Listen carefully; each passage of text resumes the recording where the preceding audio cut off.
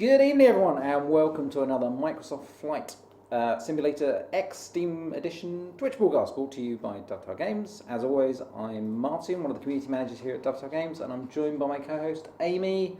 Hello. And brand manager for all Flight Sim products here. Yep.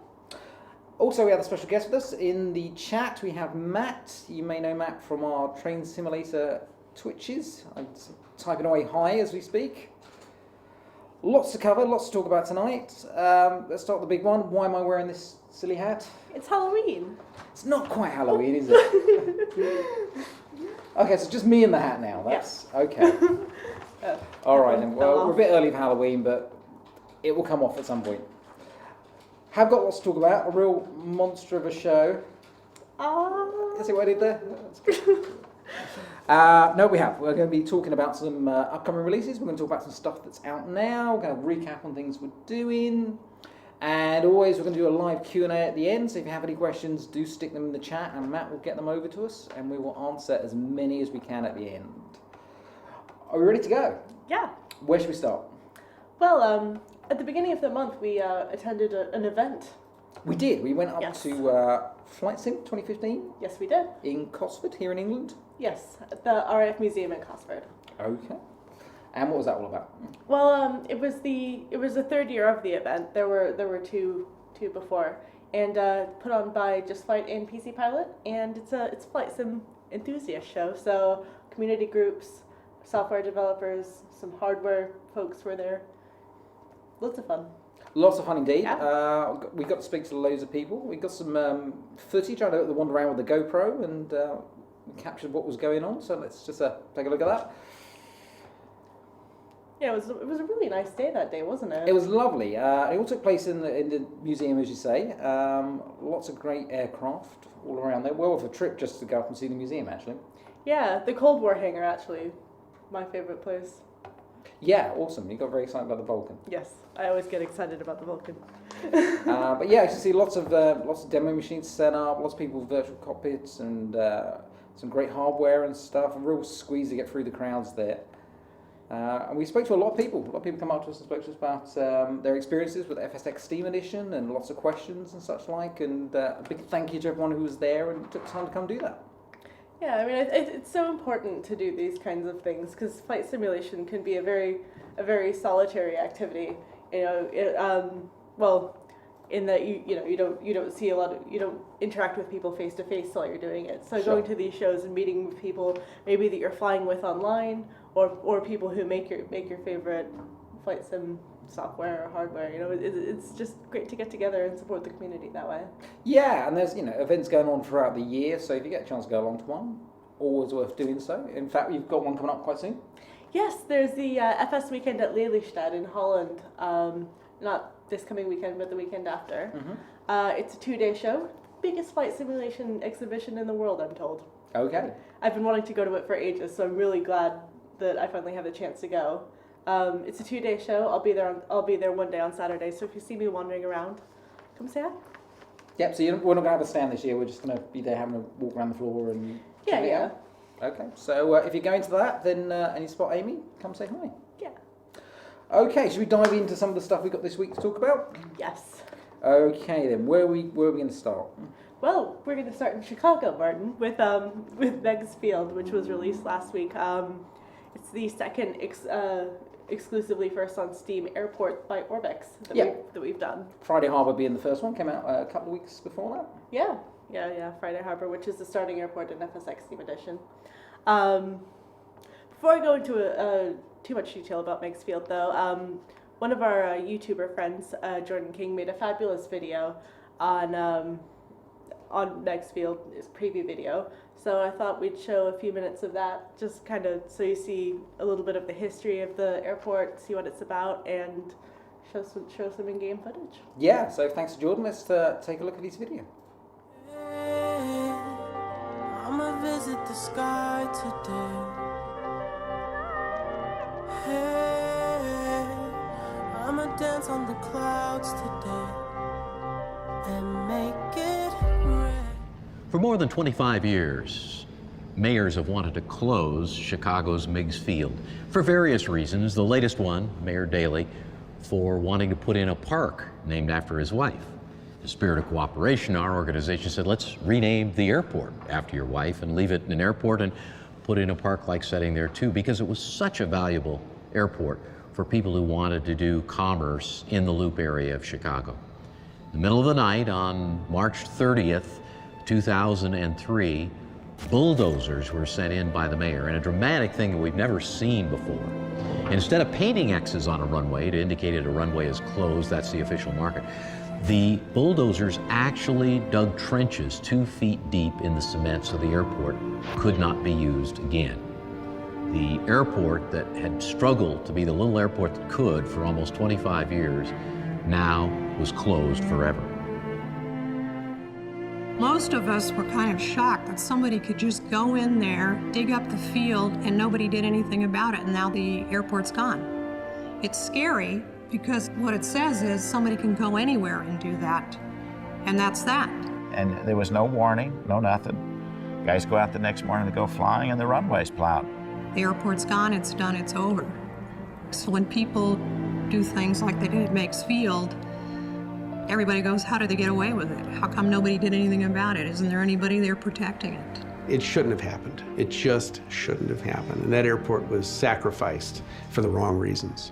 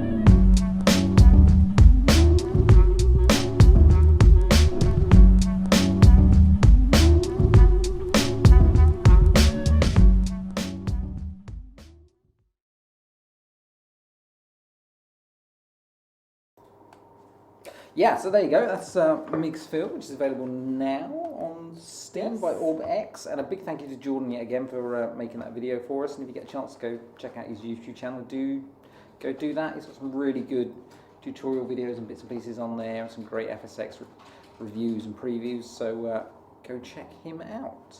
So that It always makes me so angry when I think about what happened to Meigs Field in real life.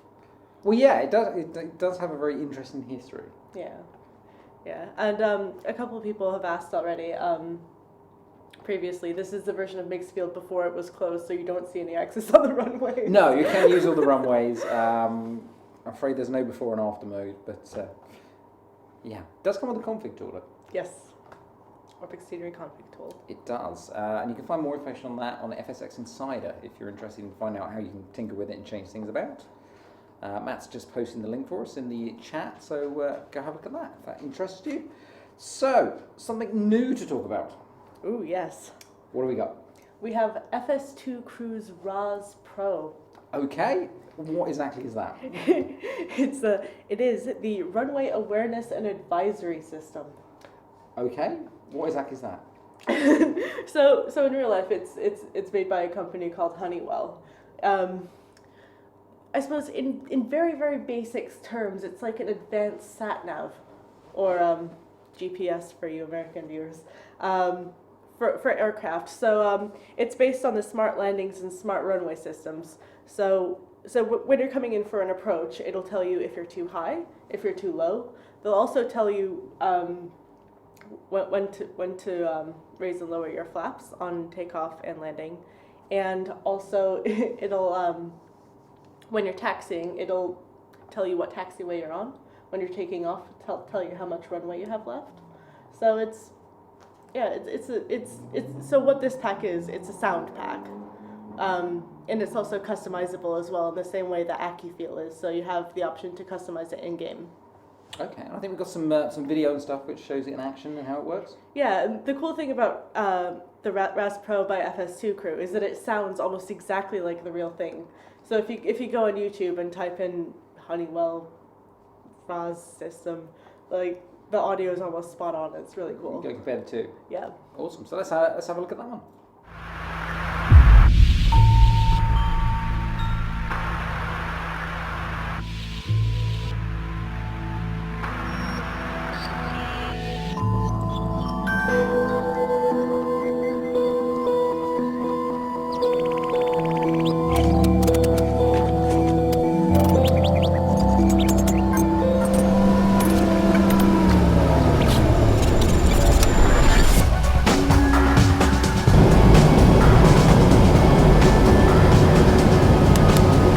Approaching 17.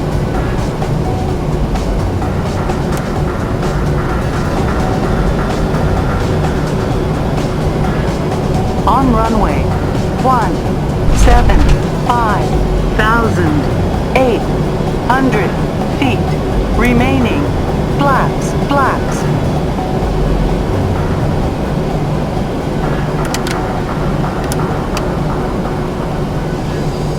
Approaching 3-5.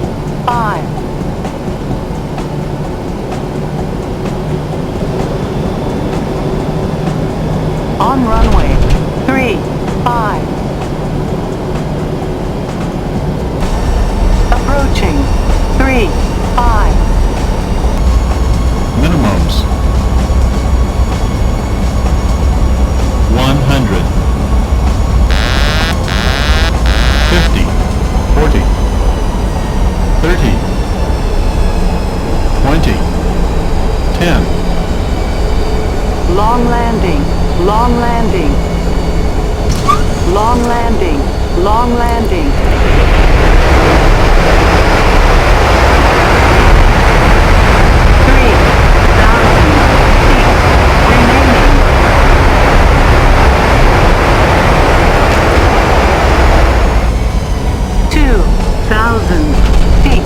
Remaining. Approaching 19 left. On runway 19.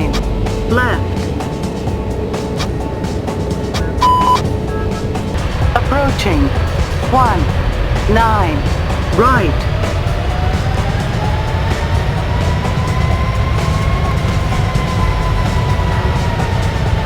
50, 40, 30, 20, 10.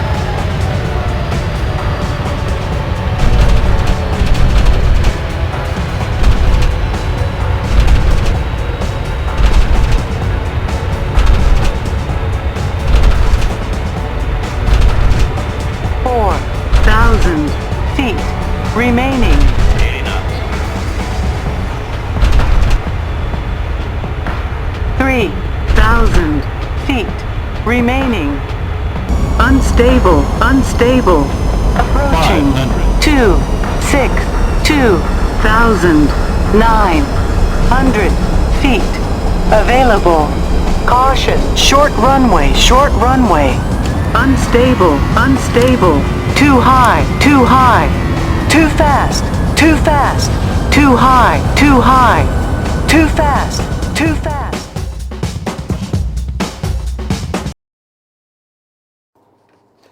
Yeah, so there you go. That's the RAAS Yes. working there. Very different to some of the other add-ons we brought to Steam.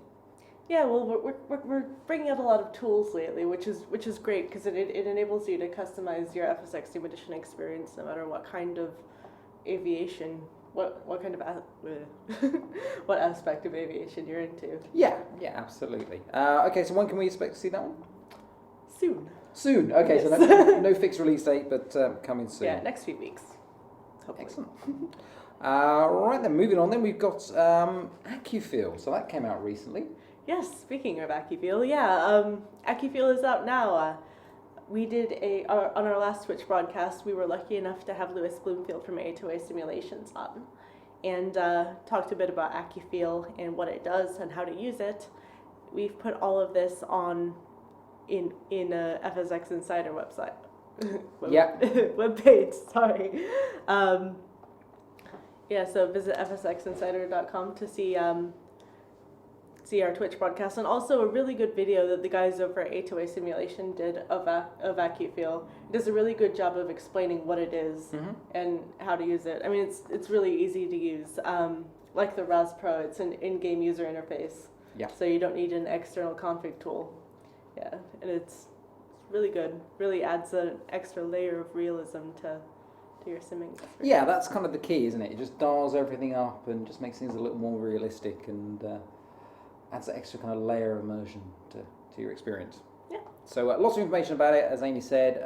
FSX Insider, there's a great video on our YouTube channel. There's a great video on a Facebook page as well. They're all FSX Insider. Go have a search those, track those down. If you have any questions, let us know, and we'll do our best to answer them.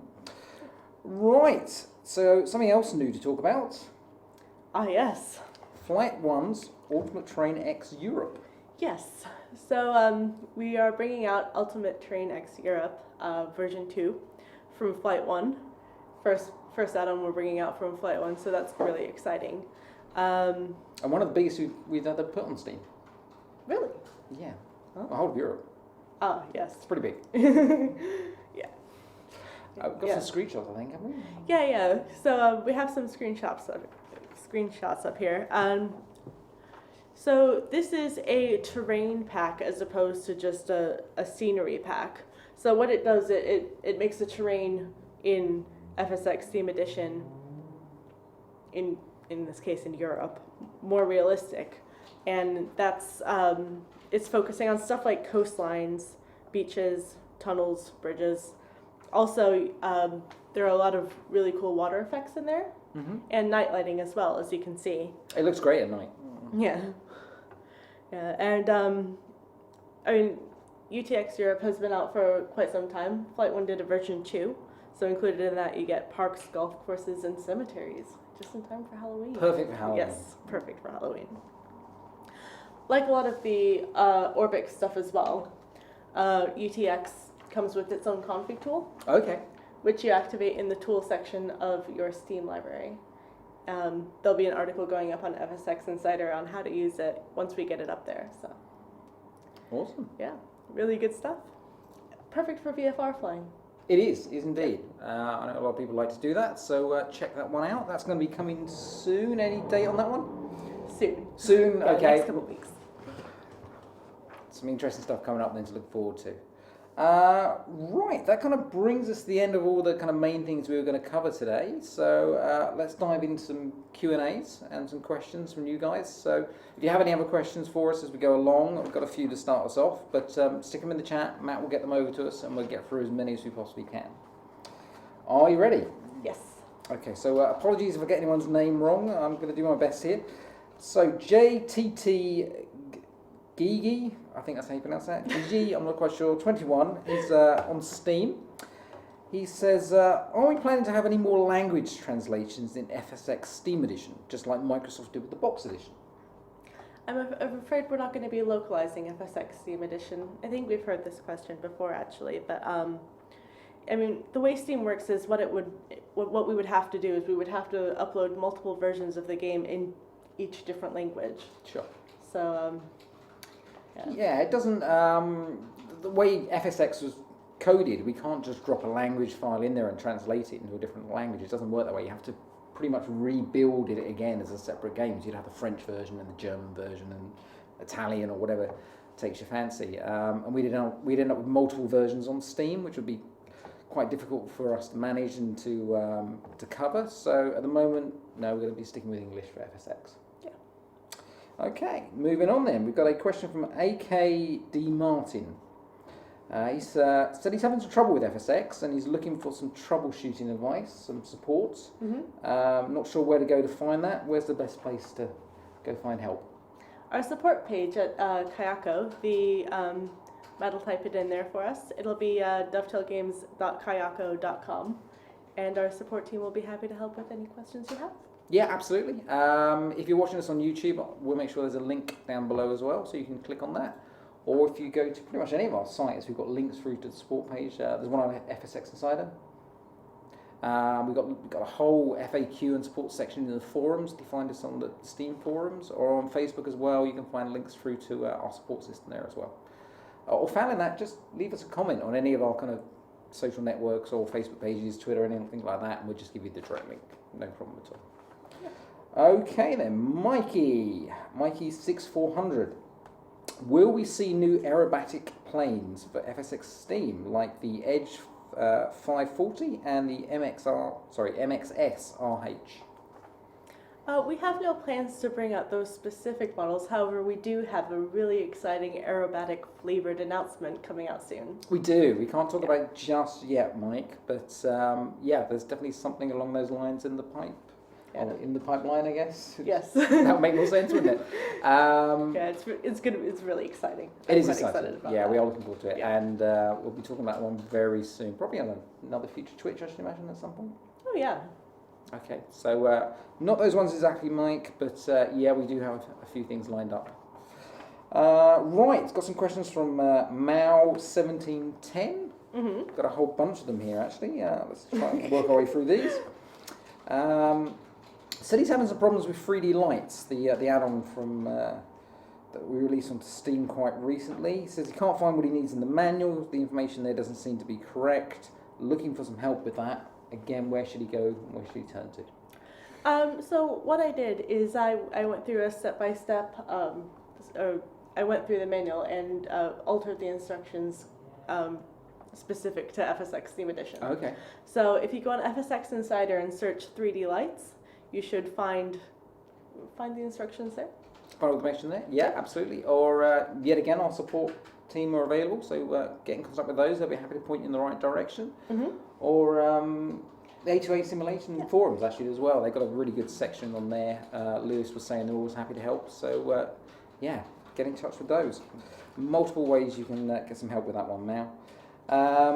Right, Air Alaska as well. He says been playing that, and he says it wants to load Simvar when it starts up. Not sure what that is. Not sure how it works. Can we explain it? Yeah. So Simvar, not to worry, just let it run. It's the way it's needed to communicate with SimConnect. So Yeah, I mean, if you're having any problems getting AirAlaska to load or any of the functionality of the add-on, please go ahead and visit our support network. But SimVar is nothing to worry about. It's supposed to be there. It's talking to the version of SimConnect that's implemented in FSX Steam Edition. Yeah, I know some other people mentioned it fires up a splash screen when you start up, and some people say that's a bit annoying and that kind of gets in the way. We are looking at that. We are trying to address that and get that adjusted. So bear with us on that, and we'll see what we can do. But yeah, don't worry about SimVar. Perfectly normal, meant to be there. Came as part of the add-on. Let's see what else Mel has got for us. Okay, so Mel's asking about the number of add-ons that are available for FSX Steam Editions, and a lot of add-ons come to the store. If you're going to get them all, it's going to add up to a lot of money for somebody. Why do we do this? Why do we bring so many add-ons? Okay, I mean, it's a good question, and one that I've seen pop up a couple of times as well. And the analogy I like to use is when you go to a grocery store, the grocery store doesn't expect you to buy all of the food in there. Mm-hmm. You can pick and choose what you want based on your tastes and your preferences. It's the same with our FSX Steam Edition store. Based on the kind of aviation experience you want, you can buy add-ons, scenery, aircraft. I know a lot of people like to pick scenery and airports close to where they live, ones that they're familiar with. Mm-hmm. So, yeah, I mean, none of them are vital to play FSX Steam Edition. It's all about creating a personalized experience for you and what you want. Yeah, so absolutely. We just want to give people a variety. Yeah, and as we've seen some of the questions we've already got today, I mean, some people are interested in aerobatic stuff, some people are asking about different other add-ons that are coming, so we're really trying to just bring as much choice as we possibly can to people, and yeah, if none of it interests you, fair enough, and if it does, pick up what takes your fancy. Okay, so I think that's everything from Mal, so I hope that covers all your questions, Mal. Finally, a question from Ian on Facebook I've got here, saying had some problems with out-of-memory errors with FSX, just looking for some advice on doing that. He's a bit wary about installing airports. Okay. Well, the first piece of advice I would give you is to look in the manual of whatever airport you're thinking of installing, and make sure if they do have recommended settings in there, set your FSX Steam Edition settings to those recommended. Mm-hmm. Additionally, there's some other things you can do, like going into your scenery library and selecting only the scenery areas that you plan on using during your session, and other bits like turning off anti-aliasing. Yeah, I mean, if you're going to be flying in Europe, you don't need to load up all your American scenery, for example. Yeah, exactly. And also, I mean, FSX Steam Edition, as with FSX Boxed, 32-bit memory limit, and you can kind of help balance things out by, if you're really into weather effects, have all of them dialed up. Maybe turn mm-hmm. down the scenery settings, or a bit of give and take. Yeah, it's a bit of a balancing act, depending on what you want to achieve. I know it's really tempting to just turn everything right up and max it all out, but spending a bit of time customizing it is always worthwhile. We spoke to a few people at Cosford actually who were saying about this, about trying to get that balance right and how to set this stuff up. So we're gonna look to try and bring some guides and bits and pieces to FSX Insider, which kind of explain some of this stuff and how the scenery management works and how to kind of get the best performance you can from FSX Steam Edition. So keep an eye out for those. So that covers everything I've got from questions before the show, and now we've got a whole lot here that's come in. So we're going to work our way through these. Just going to lean forward a bit. Viper Sting 79 coming to Xbox One or PS4. So I'm guessing it means FSX. Do we plan to bring it to those platforms? No, we have no plans to bring FSX to FSX Steam Edition to console. So it's going to be Steam only, PC only. Okay. FSX Steam Edition. Okay. David Wood Live. He's got a question about RAAS actually. Asking why would he need that? Why would he want to get hold of that pack? Well, as I said, it's about enhancing the realism of it. I mean, real aircraft use it, so it's flight simulator. Why not replicate that experience? Yeah, it just adds that extra layer of depth if that's something you're interested in. It's not essential, but if you want to take it to that next step, then you might want to consider that option. Yeah. I mean, there is always ILS at the end of the day. Yeah, absolutely. Right then, we've got here AT4047. If you're coming out to Leistad, are you bringing any goodies codes with you? Are you going to have anything with you? Maybe. Yeah. Bring over some discount codes, why not? Okay, so if you spot Aimee on the floor over there and you get a chance to corner her and have a quick word, she might have something for you. Who knows? Nick Farrant, what specs do you need to run the game at high settings?